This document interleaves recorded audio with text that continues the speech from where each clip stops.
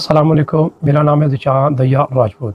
میری بہنوں اور میرے بھائیوں، آج میں آپ کو بتاؤں گا کہ جادوگر کا مقصد کیا ہوتا ہے جب وہ کسی انسان پر جادو کرتا ہے۔ جادوگر کا مقصد یہ نہیں ہوتا کہ وہ انسان کو بیمار کرے، بلکہ وہ چاہتا ہے کہ انسان اللہ کی یاد سے ہل جائے، انسان اللہ کے رحمت سے نا امید ہو جائے، وہ خود کو کمزور اور تنہا سمجھے۔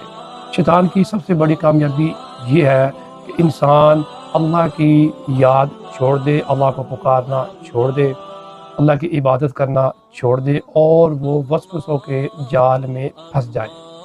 قرآن مجید میں اللہ تعالیٰ نے فرمایا، سورہ ناس آیت نمبر 4 اور 5، من شر الوسواس الخناس الذی یوسوس فی صدور الناس، یعنی میں اپنا مانگتا ہوں اس وسوسے ڈالنے والے سے جو لوگوں کے دلوں میں وسوسے ڈالتا ہے۔ اب میں آپ کو تھوڑا سا بتاؤں گا کہ جادو کے اثرات کی پہچان کے بارے میں۔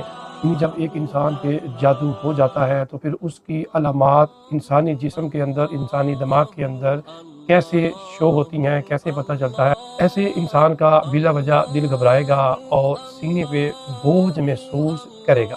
ایسے انسان کو بار بار وسوسے آئیں گے اور وہ یہ خیال کرے گا کہ اللہ تعالیٰ میری نہیں سنتا، اس کا عبادت میں دل نہیں لگے گا، تنہائی میں وہ خوف محسوس کرے گا، نیند کے وقت دل کی دھڑکن تیز یا نیند کا اچانک ختم ہو جانا۔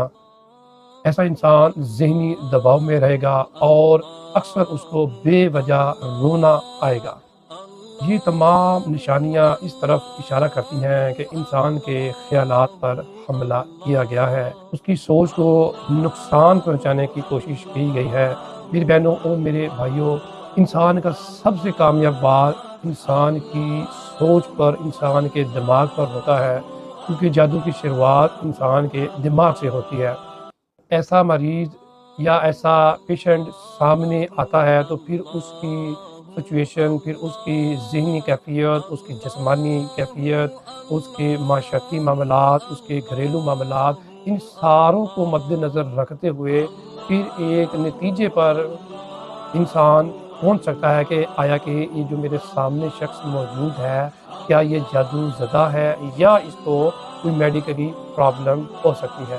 اللہ آپ کا حامی و ناصر ہو۔ السلام علیکم۔